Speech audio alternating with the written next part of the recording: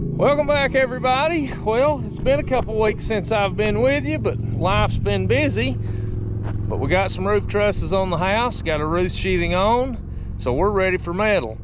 But my roofer that I had lined up that specializes, he does a lot of this standing seam metal roof. His lead guy fell off of a roof, and so he's in pretty bad way, so it's got this guy behind, so he's gonna have to skip on me. So I've been in search of another standing seam metal roof guy, so I've found somebody, so hopefully in a couple weeks we can get some metal on this thing. Now, if you're saying to yourself, gosh, that seems like an awful high roof line for just a one-story house, well, you'd be right. The reason I've got such a tall roof line is because I will have a porch go around three sides of the house. So it'll come down this side and around, wrap down the right-hand side of the house. So by the time I put the pitch on the roof and it comes out from my porch, I'll have approximately 2.5 feet from the top of that porch up to my fascia. Sort of just wanted to get the proportions right. So we had a little bit of siding that breaks that roof line versus coming straight down from my roof and then out with my porch. So anyway, we got a window up there in the gable. That'll just be for looks. I'll either get that glass tinted or I'll put a set of blinds or something behind it. But that'll be in the attic, so it'll be no use. But I'll probably get a fixed window so it can't open close. So hopefully we never have any problem with water sneaking in. Now, if you want rain for your garden in July, well, just call me up and I'll start building a house. And that'll guarantee you about rain about every other day. So makes for good gardening weather, but it's not been so great for building a house. Now, on the agenda for the exterior next is I've got to get backfilled around my house, garage, the whole 9 yards. I'm setting up out of the ground about 9 or 10 inches. So I've got to bring some dirt in here and get that water going away, but I've got to get this elevation shot so I can go ahead and pour my concrete. And then I'm going to set my porch post on top and I'll anchor them from the top. So with this weather, I'm supposed to have 3 loads of good fill dirt brought to me. And needless to say, it's rained them out. So we'll get it eventually. Well, Kristen decided to go with yellow wall paint. I told her it wasn't in style right now, but I figure if you leave anything long enough, it'll come back. But no, this is not wall paint. That is closed cell spray foam insulation. Now, a little small disclaimer here before we get started. If you clicked on this video for expert advice on how to insulate your house, well, then you come to the wrong place. But I'm going to tell you what my thought pattern behind insulating this one is and how I'm going to do it.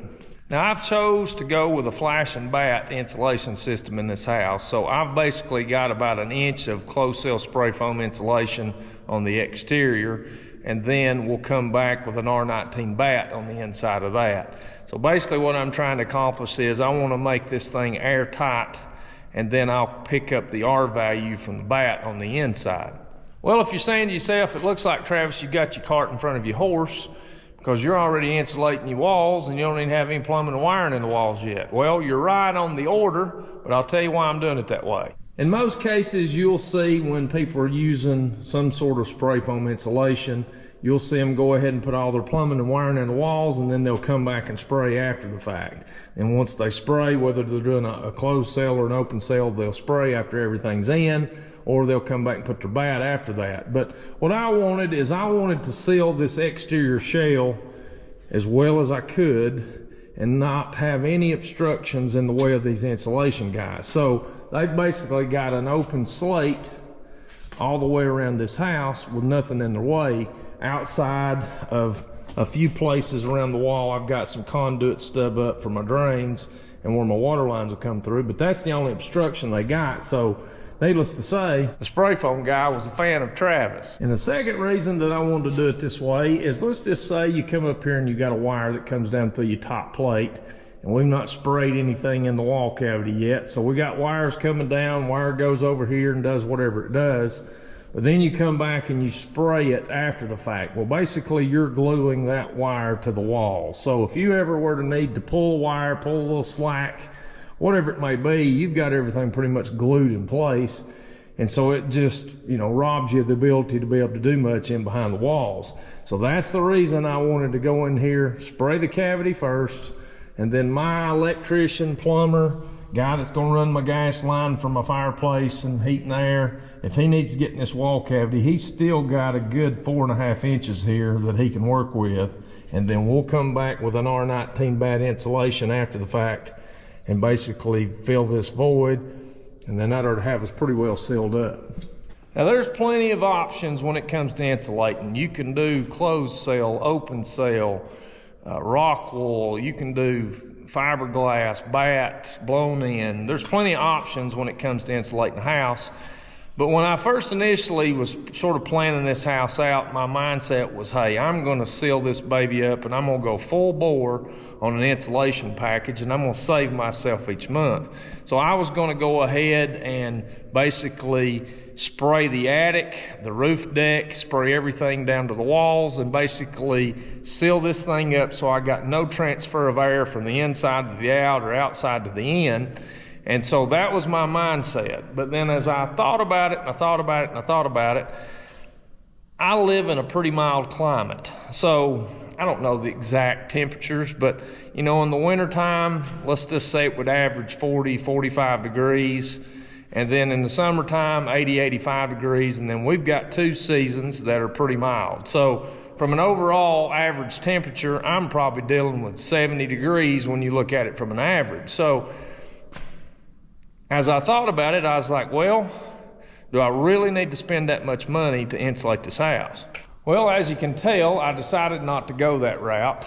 But one of the reasons, though, why I didn't go and just go all out and seal everything up was in the real estate business, I've been in houses that have been sitting vacant for 6 months, 8 months, 10 months, and you can basically watch a house deteriorate when you don't have people coming and going, air circulating in the house. They need to be used, they need to breathe. And so if I would have sealed it up that tight, I was going to have to introduce some kind of fresh air system to be able to pull air in from the outside to circulate it through this house. So when you compile that with the extra expense of insulating it that way, then a fresh air system on top of that, it just didn't seem like it was going to be cost effective for me.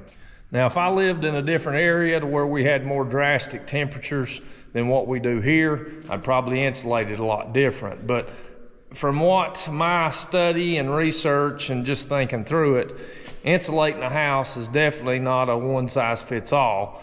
But in my case, with the flash coat, the bat insulation, and then up top, we'll do an R38 blown-in insulation, we should be able to seal this thing up pretty tight, and it should be a pretty efficient house when it's all said and done.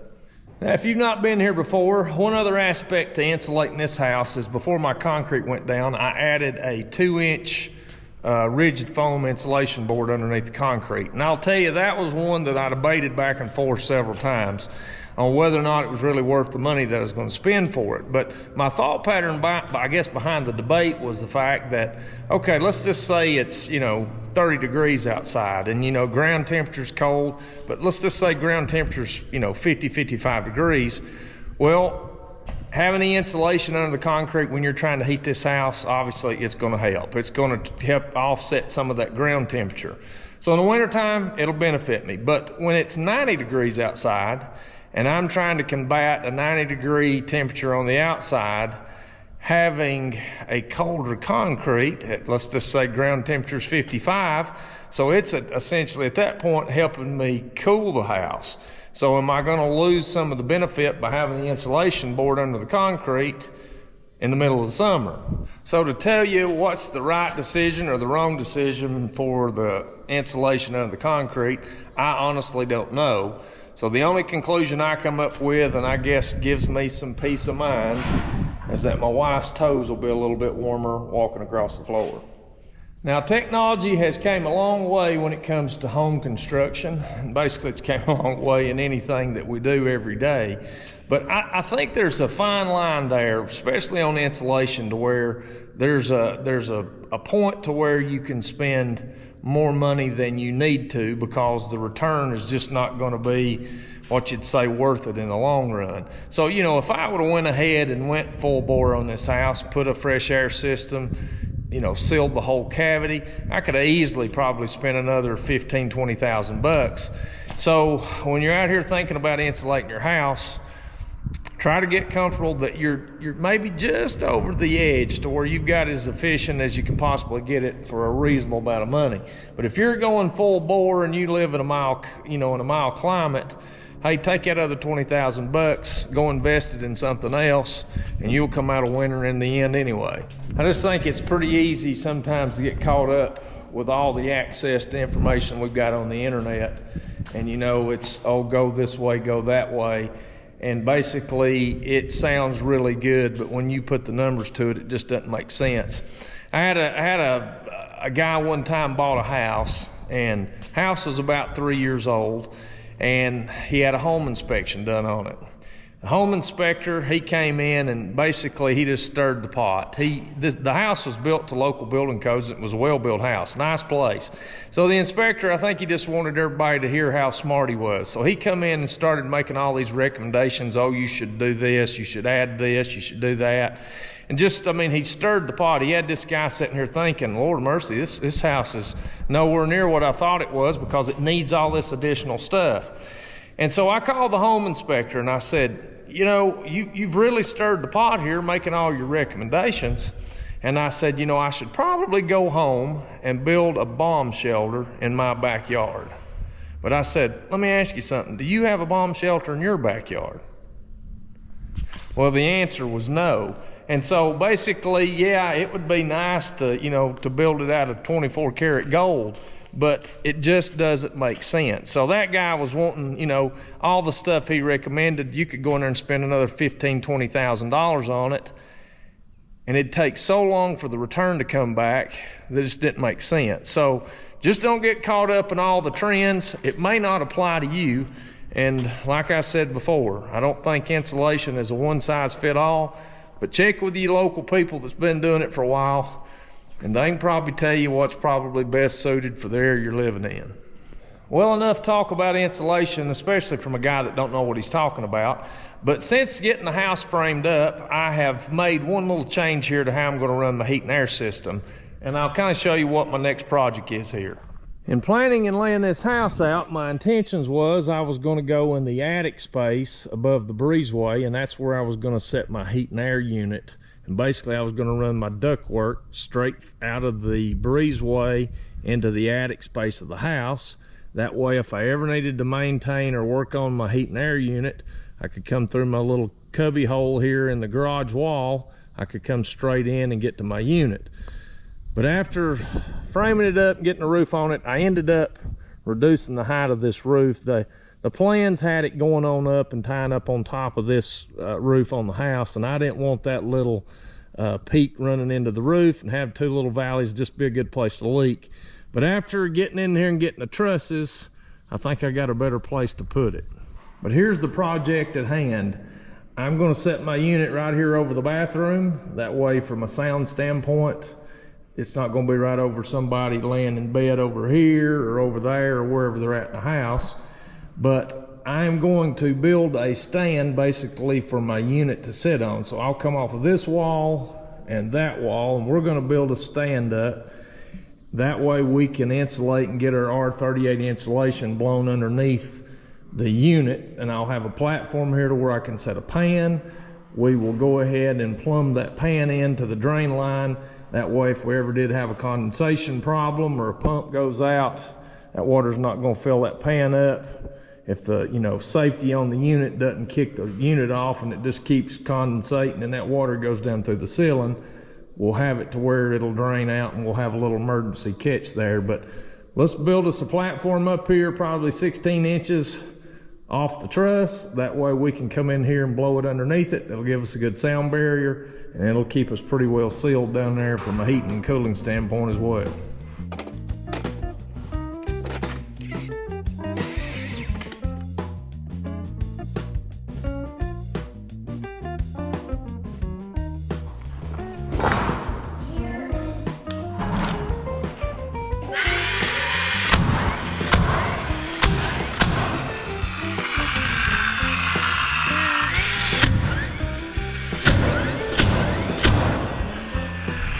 The joys of working by yourself.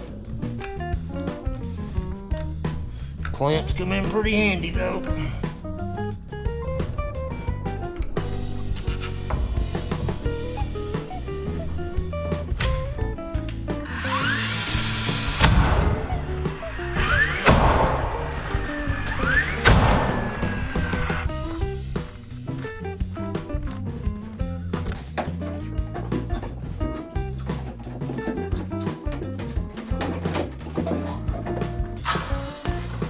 Buy yourself fun.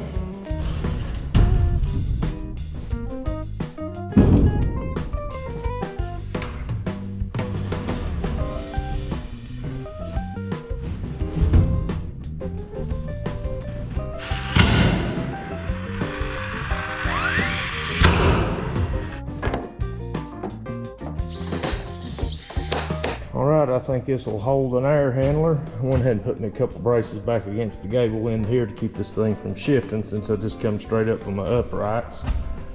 But we'll be able to run our ductwork down through here, catch our returns and our little hallways on each side of the house. I think it'll work. Along with the fact that we can blow our insulation in here underneath our platform on top of our ceiling. And that should dampen some of that noise from the unit sitting up here. And when I set my pan on it, I'll probably set it under a piece of rubber. That way you don't get any vibration, so you shouldn't have to listen to your unit run up here.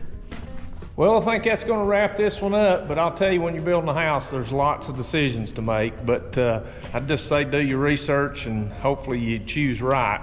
But hopefully this maybe gives you a little bit of insight on how I'm doing mine. But if you watch this one, I appreciate it, and we got a long way to go and a lot more decisions to make. But if you want to follow along, we'll be glad to take you. But until the next time, we'll see you later.